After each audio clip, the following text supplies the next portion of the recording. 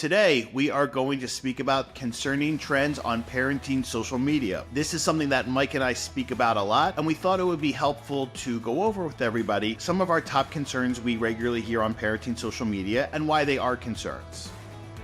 Welcome to the ADHD Guys podcast with Mike McLeod of GrowNOW ADHD and Ryan Wexelblatt of ADHD Dude. Learn about parenting kids with ADHD from two male licensed professionals who specialize in ADHD and executive functions.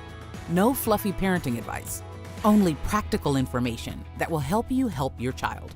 The vast majority of parents that do find out about Ryan and myself do find us through some level of social media, whether it's Instagram, YouTube, Facebook, whatever it may be. We are individuals that are on social media ourselves. And because we communicate so often with moms and dads and caregivers on social media, we're also very aware of some of the real misinformation that's out there. And just as a great example, I was recently at, my local gym, and I heard, there was someone there working out, talking to a trainer, and the trainer was telling someone about, hey, be careful what you see on the internet. There's a lot of bad information about workouts and fitness and diets, so be careful. And that made me realize, hey, this is happening in just about every field, not just therapy and child development. And Mike, one of the things though is I think that, I've been doing, ADHD Dude for 5 years, and I think the amount of misinformation I see about ADHD on parenting social media has probably quintupled in the 5 years, that I've been doing this. Oh, absolutely. Yeah. And it was actually CNN did like a whole news bit about how the rise of ADHD influencers. So ADHD, like if you make an account about ADHD, you're going to get followers and you're going to get attention. It is such a trending thing. It's a trending hashtag, trending topic. It's really something that a lot of people identify with because it's very easy because, just about everyone gets distracted in today's, distracted-filled world and all the different things that are out there with screens and not being able to accomplish goals and everything like that. So ADHD is something that just about everybody at some point in their life says to themselves, maybe I have that. So it's something that is easily identifiable and relatable, and the misinformation is literally just spreading like wildfire. So we decided to devote an entire episode to point some things out and really discuss why they're complete garbage. So Mike, let's start off with, I think, one of our favorite ones, which is the self-diagnosing social contagion of pathological demand avoidance, which is a label that is not even a diagnosis. The contagion. What a perfect word to describe this, the contagion. This PDA stuff has just absolutely caught on like wildfire, and it's something that has risen right along with the rise of screens, the rise of permissive parenting. It's very clear that there's never been a harder time to be a parent because of the demands of screens and school and everything going on. But now this whole idea of pathological demand avoidance, and every time you place a demand on a child, it sets off their nervous system and they feel like they're going to die and they have to just avoid these demands. It's pretty ridiculous because, let's be honest, all kids avoid demands. It's part of being a kid, but now all of a sudden we're basically pathological, adding on to the whole, just making it a diagnosis. It's ridiculous. I think, Mike, we should explain to everybody what it actually is for those who don't know. So for those of you unfamiliar with the term, pathological demand avoidance is a term that came out of the UK, and it's a proposed description of a certain autism profile. I want to mention that I worked in schools for kids with higher verbal autism for 7 years, and I've seen this profile once in my career. And I have to say, within 6 months of having a really good ABA program in place, the kid basically did 100% turnaround. And no, he wasn't forced to do anything. It wasn't abusive. He just had to be gradually introduced to having these demands placed on him, and he was fine. So one of the things, Mike, I think that has happened is because people have a poor understanding of ADHD, no fault of their own, both parents and professionals have a poor understanding of executive functioning. They tend to look at things like inflexibility, right, or lack of resiliency to persevere through non-preferred tasks, as being demand avoidant. So it's very easy to use this umbrella term to describe all these very, as we know, common, attributes about ADHD that people aren't familiar with. So, if you don't know about these things, well, sure, that label makes complete sense. My child is, PDA because they don't want to do this, or my child is PDA because they dig their heels in, or, whatever it is. Exactly. And the information that's out there is really scary. So you may have heard of pathological demand avoidance, and now it's being rephrased in a more neurodiverse affirming way as a pervasive drive for autonomy or something like that. But it's really just this whole concept of the child has a disordered nervous system, so you can't place demands on them. But what makes this really dangerous is, number one, it's all about self-diagnosing. So if you're a parent and you see your child avoiding brushing teeth, that's a big one that a lot of parents kind of latch onto, is when I tell my son to brush his teeth, he runs around like crazy. He'll scream, he'll cry for hours instead of having to brush his teeth. Maybe he has PDA. But hey, dude, that happens with my 3-year-old daughter. That happens with, kids don't see the benefit in having to brush their teeth. And these kids are constantly not doing things the first time they're asked. Maybe they have autism and some mental rigidity. Maybe they have ADHD and time blindness and a lack of resiliency. But adding on this inflexibility and inflexibility as well. But adding on this extra diagnosis of PDA is a pure social media phenomenon and contagion, like you said, that is really not helping parents. So the last part to finish up the whole self-diagnosing with pathological demand avoidance thing we have to talk about is the really frightening part of it, which is the approach that has exploded on social media called, quote, low demand parenting, which essentially means you don't put demands on your kids and you treat them as equals. And for anybody who has a child who is prone to some inflexibility or needs things to be very concrete because that's how they think, when you allow your child to be your partner in parenting, there's really nothing that's going to make them more anxious than that. And Mike, how many parents have shared with us, both you and I, that they tried this low demand parenting approach and their child quickly deteriorated? And, you shared a really scary story with me. I don't know if you want to share that here or not, but sure. I think you should, because I think it's important for people to hear. Yeah. And, deteriorating is honestly putting it lightly. So I have worked with probably 5 or 6 parents that self-diagnosed their child with pathological demand avoidance because morning routines were hard. They didn't want to go to school. They didn't want to brush their teeth. They didn't want to get dressed. They didn't want to do homework. So they self-diagnosed their child with pathological demand avoidance. They may or may not have already been on the autism spectrum, but now they're adding on this extra layer of PDA.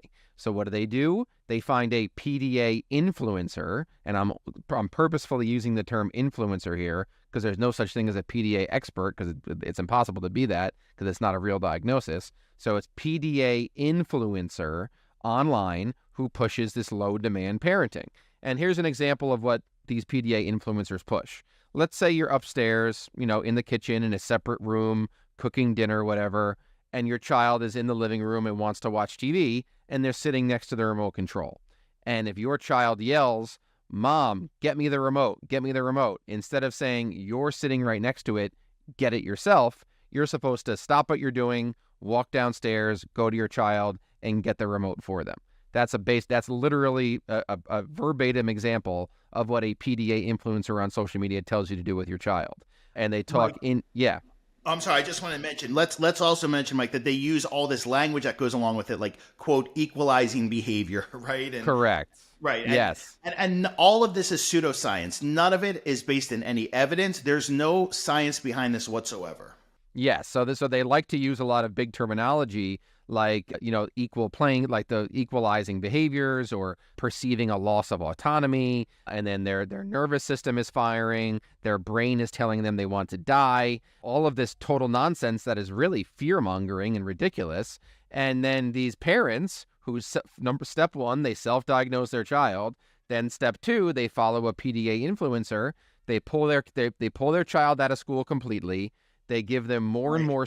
They give them more and more screens because that's part of low demand parenting. If your kid wants a screen, give them a screen. So the kid now basically doesn't go to school, lays in bed all day, watches other people playing Minecraft videos all day long, eats whatever they want because you can't tell the PDA kid that they have to eat healthy food. They're allowed to have ice cream for breakfast. That's part of low demand parenting and PDA. So they eat terrible food. They gain tons of weight. They lose contact with their friends. They don't go to school. And this sounds, to some people probably hearing this, that I'm making this up, but this is all a true story for about 5 or 6 parents I've talked to. They follow the advice of a low-demand parenting influencer, and they dig themselves into a very, very, very deep hole. And Mike, one thing I want to finish off with this, and I haven't told you this yet, actually, and I'm going to be careful about what I say here because I want to, protect the individual who shared this with me. I spoke with an individual who had a conversation with one of the biggest PDA social media influencers. And what I learned from that is that this said individual who has no clinical training, no clinical background whatsoever, they are operating really from a place of fear for their child. And really their whole goal is just to make sure their child doesn't kill themselves. So they believe in their mind that if they, do this, right, this low demand parenting thing, it's going to prevent their child from killing themselves. That's their rationale behind this. So this is pure fear mongering, absolute fear mongering, where if you don't give in to your child because of their disordered nervous system, they're going to hurt themselves and their nervous system is going to tell their brain that they need to die. It's pure fear mongering, and there's no evidence and there's no research behind it. And if we just continue to cater to kids their entire lives, this low demand parenting, and then what happens when they turn 18, when they turn 19 years old? What is the plan? What is the long-term plan? I am very scared to see. There's a lot of people following these influencers. These influencers have a lot of followers, and people are paying a very high monthly fee to learn their low demand parenting strategies. And it's scary to think, what are these kids going to be like in 5, 6, 7, 10 years? This term failure to launch is going to be huge. And, people on Social Security, on disability, on all of these things are just going to absolutely skyrocket because these kids went 18 years of their lives without having a single demand placed on them, without having to do a single non-preferred task. They're going to be 100% unemployable, 100% unable to go to college, 100% able to, really unable to do anything besides watch video games and be on screens. So it's a very, very scary thought of what's going to happen to these kids in the future. Well, here's the thing, Mike. Actually, they're not going to be able to get disability because this is not a diagnosis. So if a parent tries to apply for, disability and they say, well, my child has PDA, that's not going to fly. No, it's not. But to your point, where this is, this low demand parenting is a very clear pathway to what's called non-emerging adulthood or highly dependent adulthood, meaning the young adult is not functioning at the same level as their similar age peers, even those with, who do have a diagnosis. So that's our feeling about that. All right, Mike, let's move on to the next one, the connection-seeking narrative. This one I feel like has become really popular in the past year. Why don't you explain what that is? Sure. Yeah. So one of the main trends on social media is really just giving parenting advice that helps parents feel good in the moment. So you're constantly going to see a lot of people that have a lot of followers, get a lot of clicks, a lot of likes, because all they really do is just talk about how amazing kids are all the time. And all these behaviors are really just a connection-seeking thing. Every behavior is communication. Your child needs connection. Every behavior is a lack of a skill, whatever it may be. And these influencers are getting a lot of clicks and likes because parents are connecting with them on an emotional level. But this information, once again, is not helping because it's not based in research, data, or reality. So I think we can all agree, everyone listening to this, that number one, nothing worth doing is easy. And the best advice in life is kind of hard to hear. The stuff you need to hear is not easy. So there's a trend on social media to just make people feel good and realize, oh, my child is so disordered, so pathologized. It's just connection seeking, all this kind of stuff where parents don't have to do the hard things. Anything to keep the parent from having to be the bad guy and having to have your kid have a little bit of temporary discomfort. That's what these influencers are doing, protecting parents from having to be the bad guy, stay permissive, feel better about it, get validated for being permissive, because it's all a connection-seeking process. Well, Mike, they're also tapping into parents' need to feel needed.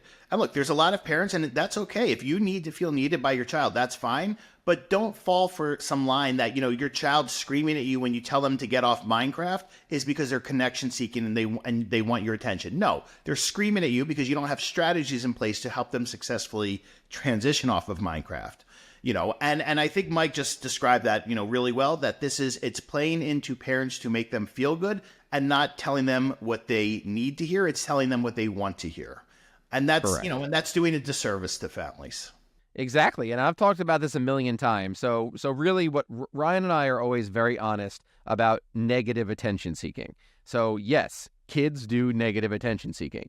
All kids do it. Neurotypical kids do it. It's part of being a kid. You test limits. But when it comes to neurodiversity and ADHD, it'll be multiplied times 10, 20, 1,000 in terms of negative attention seeking. But it is something kids do. But in many social media circles, that's a taboo thing to say. How dare you say that kids do negative attention seeking? Are you saying my kid has bad intentions? Are you saying he's a bad person? Are you saying he's malicious? No, we're not saying that at all. We've said 1,000 times that ADHD is not a character flaw, and all kids do negative attention seeking because we're honest. That's what they're doing. And yes, you do planned ignoring for negative attention seeking. Not really planned ignoring, but you ignore negative behavior so you don't reinforce it. And in many parenting social media circles, it's too taboo to say negative attention seeking and then you ignore those behaviors.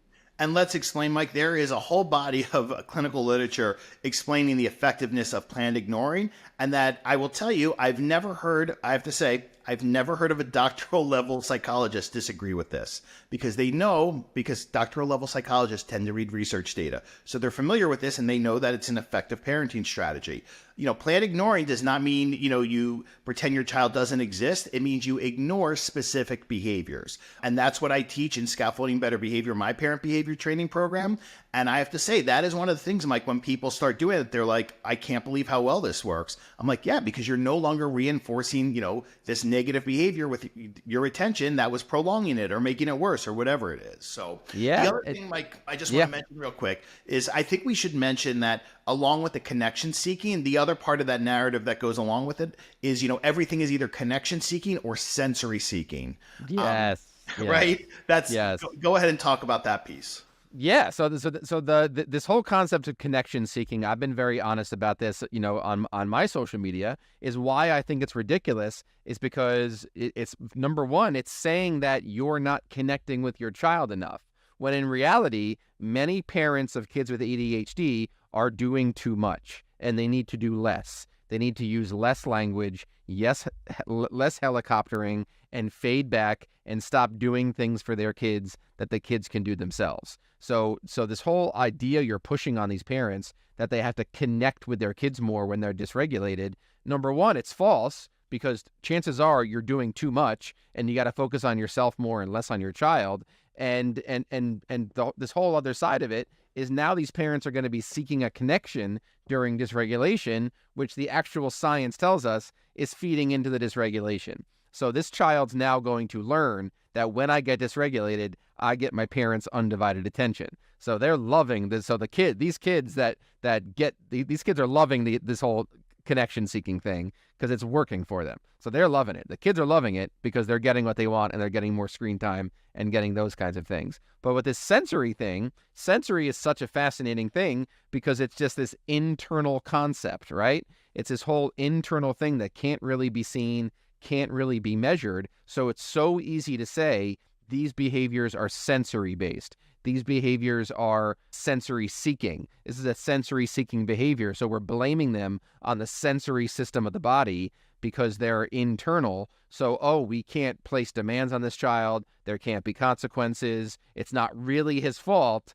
It's his disordered sensory system, which is very similar to what we just said about PDA and the nervous system. Now it's really this whole idea of the sensory system being disordered. So it's not the child's fault. Mike, in one of my recent office hours for the membership site, a parent asked me, I think it was a parent of a 6 or 7 year old, and they said, my child is, hitting their younger siblings, and I think they're doing that because it's sensory seeking. I said, no, that's not sensory seeking. They're bored because they need some more structure at home. And this is a way of, trying to get some entertainment by hitting your younger child and provoking them. And I went on to explain that, the most common reason I see kids with ADHD provoke their siblings is because they're bored at home. And Mike, one of the things I do want to explain to people is I think a lot of where this whole sensory seeking thing came from is for a lot of people, their first interaction with a professional is with an occupational therapist. Yeah. And there's nothing wrong with OT. My own son went to OT. But one of the things that I have spoken with very seasoned OTs about is how many kids are getting diagnosed with this label called sensory processing disorder, which I do want to explain is not a label in the ICD-10, which is the medical diagnostic book, and it's not a diagnosis in the DSM, which is the book for diagnosing mental health conditions. So when parents are told your child has sensory processing disorder, they very well accept that, and then I think they start to see everything through this lens of sensory seeking, or it's a sensory issue, and it's just not accurate. No, not at all. And this goes back to what you said earlier about how ADHD is still so misunderstood, where people think about hyperactivity, inattentiveness, attention deficit, but they don't realize that it's really self-regulation deficit disorder and an inability to self-regulate your body, which is not sensory-based. It's just, part an inability to self-regulate due to that lack and disconnect in nonverbal and verbal working memory. So you really have to know what executive functioning truly is. And executive functioning is not time management and organization. It's the ability to self-regulate your emotions, your language, your body, your behavior. And when you're an individual with ADHD, with a lack of resiliency to persevere through non-preferred tasks, a lack of grit, a lack of self-motivation, those kinds of things, you're going to show an inability to do certain things, and you're going to have some behaviors. And you're going to have a developmental delay of the brain. The brain is developing slower. You have a 3 to 5 year delay in your overall brain development. So you're not going to act your age.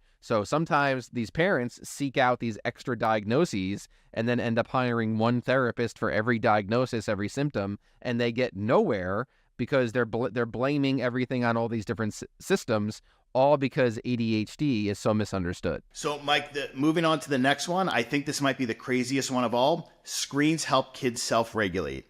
Why don't you talk about where that seems to have come from? I'm not even sure where it came from. I just started hearing it from the, PDA, low demand parenting world. And I just thought this is insanity. It's beyond insanity, particularly for, our kids who have difficulty regulating themselves with screens to begin with. Then you're going to give them more screens. Like, are we living in an alternate universe here? It's crazy. Yeah, I would say it's really been this PDA community and the PDA influencers that have really been the loudest in this area. So obviously they're pushing low demand parenting. Every single kid wants screens, especially neurodiverse kids want screens because, of that addiction and the drug and that instant stimulation they get from it. And kind of the trend here is if they want it, give it to them. Give them the screens. It helps them regulate.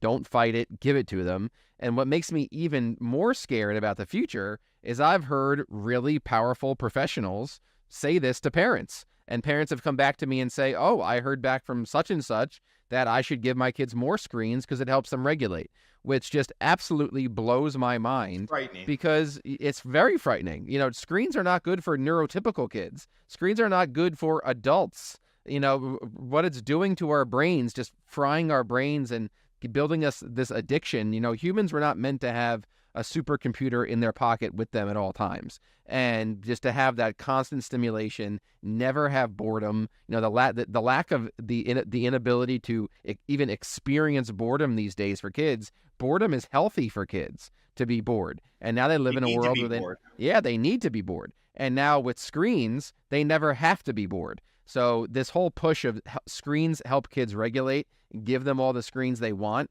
that is quite possibly the worst possible advice. Yeah. All right. So moving on, Mike, let's talk about this one that I see people use this term all the time. And to be honest, I'm not even sure what this means, but I think I know how people, what they intend with it. Okay. Which is the term neurodiverse affirming. So Mike, what do you think that people mean when they say that? Because I want to hear your definition and then I want to share mine. It's honestly really hard to come up with a definition, but it's really just become, my definition of it, here's something I can put in my Instagram bio. That's the only definition I can come up with. A vanity label. It's a vanity label that I can put in my Instagram bio so people can see it and know that I care for the autistic community, something like that. And I'm not going to force them to do things they don't want to do, kind of thing, or something like that. Or I'm not going to teach eye contact goals, outdated social skills goals, something like that. It's really a vanity label for social media to show that you are one with the special needs community, which, we all are, obviously, and when you really look at the true principles of neurodiversity affirming, no one's more neurodiversity affirming than you and I, with everything we do with social executive functioning and speaking against social skills groups. But my definition of it is, I guess, I'm going to let the kids kind of decide their own goals, or I'm going to let them kind of do what they want and only focus on strengths and never work on areas of need, I guess. Does that sound right? Yeah, well, I think that could be one definition. Yeah. I actually think, Mike, part of what this came from was, I think it developed out of people with loud voices on social media saying that they, have a neurodevelopmental difference and that this is what, parents should do and people should do. And therefore, basically, don't listen to the professionals, don't listen to evidence, don't listen to research, listen to us, because our lived experience is more credible than anything those professionals have to say. And not only that, those professionals are trying to oppress us.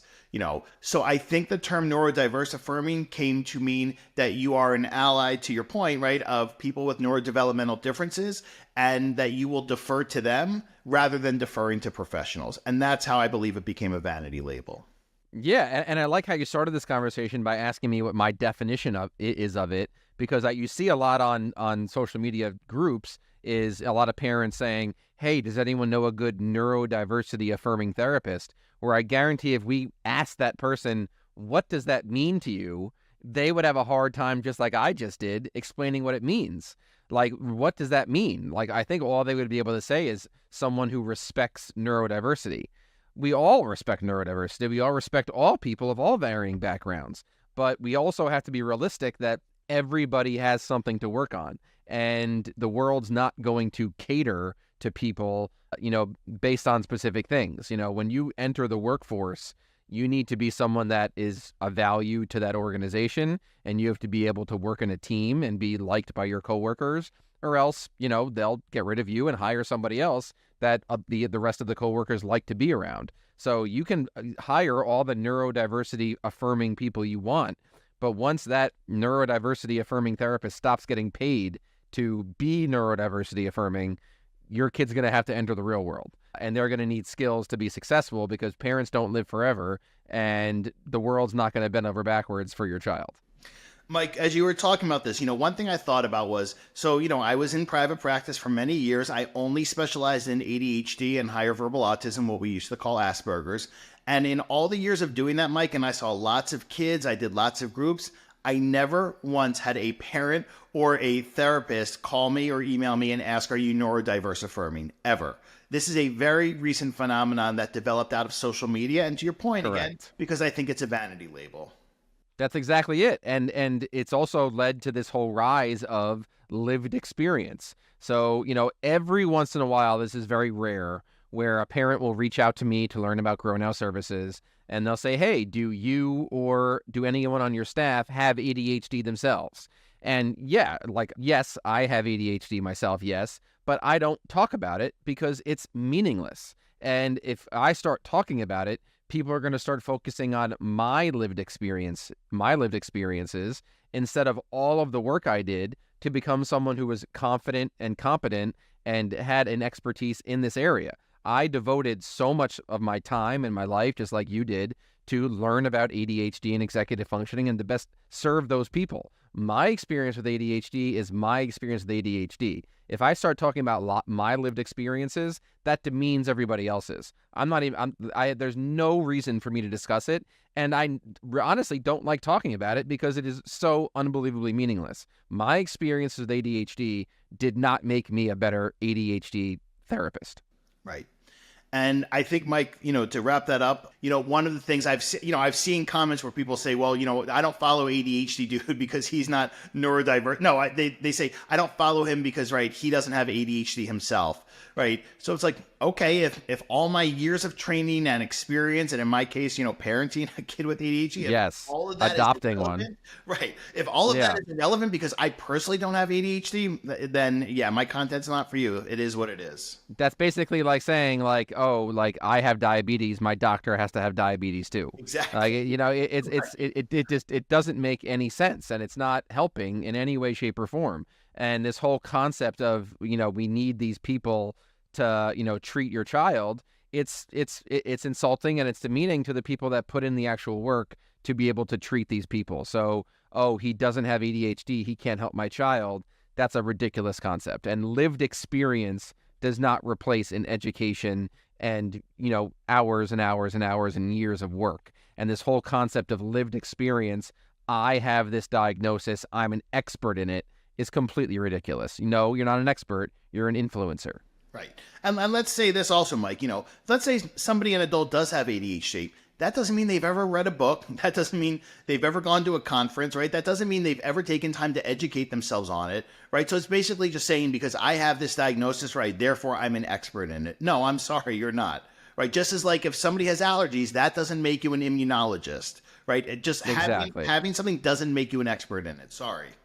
Correct. Yeah. And if you go Google neurodiversity affirming, look at all the bullet points it lists of what makes a neurodiversity affirming therapist. All of those things are us. So that's exactly how we approach all of our students and all of our families. We're all about improving quality of life and giving them skills to help them. Exactly. We're anti-social skills group, just focusing on strengthening. Like we would never work on eye contact. We would never work on these meaningless social skills that make kids robots.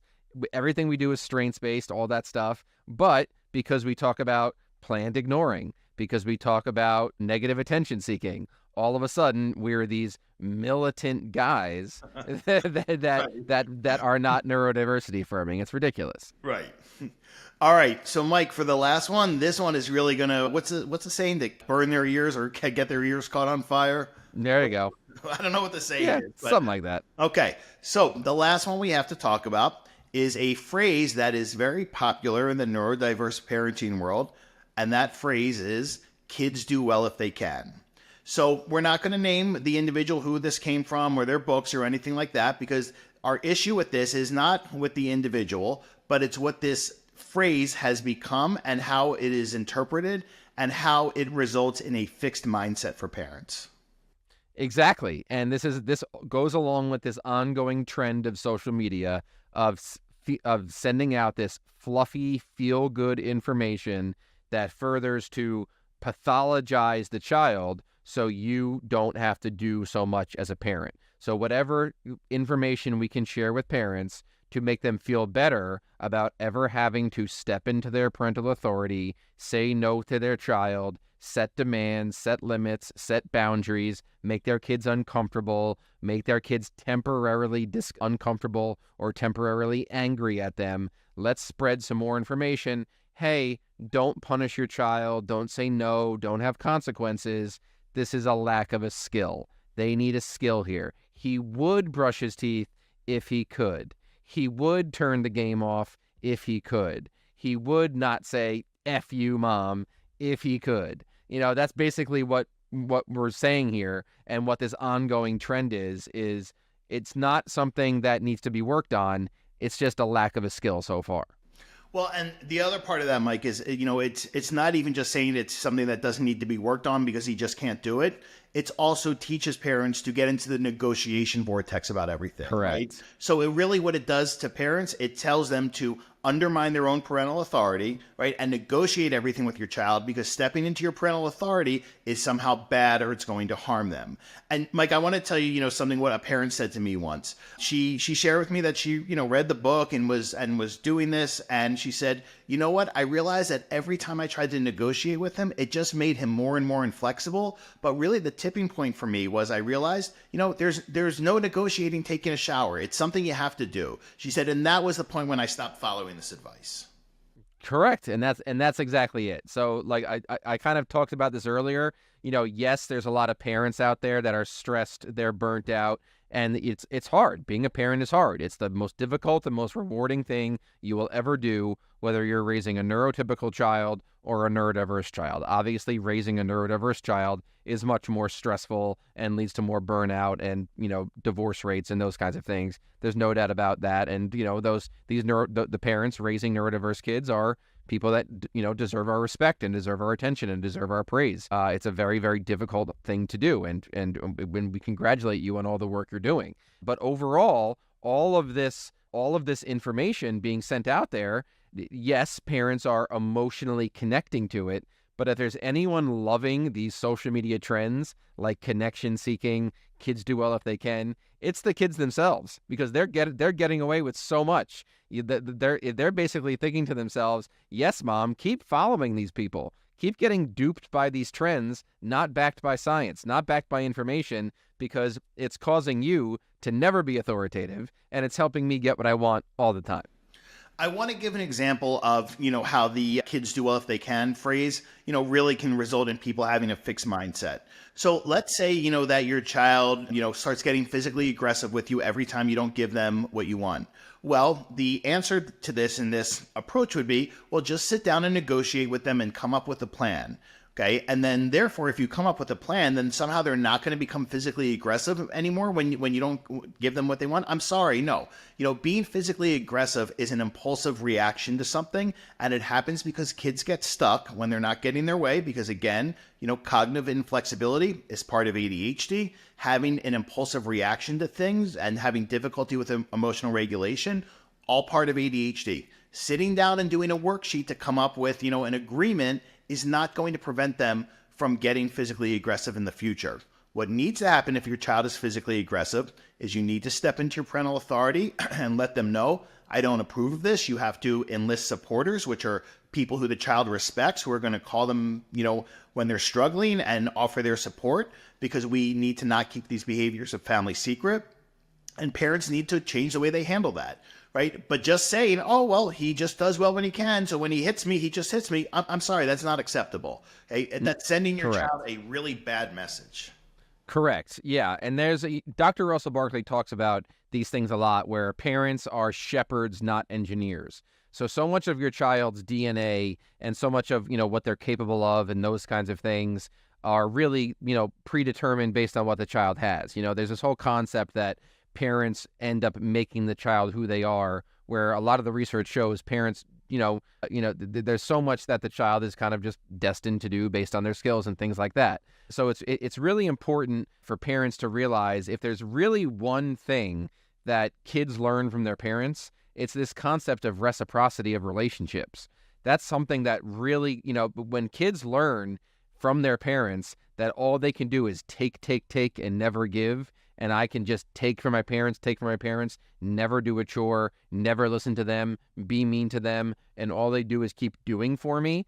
Think of what that's doing to their mind in terms of relationships. They're going to have very warped social relationships. It's going to be very hard for them to make friends and keep friends and be respected and liked by their peers. And it's going to be very hard for them to work in a team and build employability skills when they can't have 50-50 relationships, because that parent-child relationship is so warped. Yeah. So, Mike, to finish up, what is your one takeaway for everybody from today's episode? My one takeaway is you need to be very, very careful about the information and the people you are following on social media. And hey, even that goes for us as well. Like look at what we're saying and figure out what, works best for you and your child. You have to see what is research-based and what is evidence-based, because there is a lot of pseudoscience out there, a lot of complete garbage, just giving you fluffy, feel-good information to make you feel good. You have to remember, the best advice in life is not easy to hear, and nothing worth doing is easy. If you're getting advice that's making parenting a little bit easier and about placing less demands and doing less work, you need to think twice about it. So, Mike, to your point, I'm actually going to finish up with a quote I heard. And that quote is, when you want to help people, you tell them what they need to hear. When you want to help yourself, you tell people what they want to hear. You got it. I love that. All right, everyone. Thank you so much for watching and listening. And please make sure to subscribe if you haven't already. And we will speak to you soon. Take care. Take care. Thanks for listening. To learn more about Mike's practice, GrowNOW ADHD, please visit his website at grownowadhd.com. To learn about the services Ryan provides, please visit ADHDdude.com. You can find Mike on Instagram at GrowNowADHD, and you can find Ryan at the ADHD Dude YouTube channel. The ADHD Guys podcast and content posted by either GrowNOW ADHD or ADHD Dude is presented solely for general informational and educational purposes. The use of information on this podcast is not intended as a substitute for the advice of a physician, professional coach, licensed mental health professional, or other qualified professional, diagnosis, or treatment. Listeners should not disregard or delay in obtaining professional advice for any medical or mental health condition they or their child may have, and should seek the assistance of their healthcare professionals for any such conditions.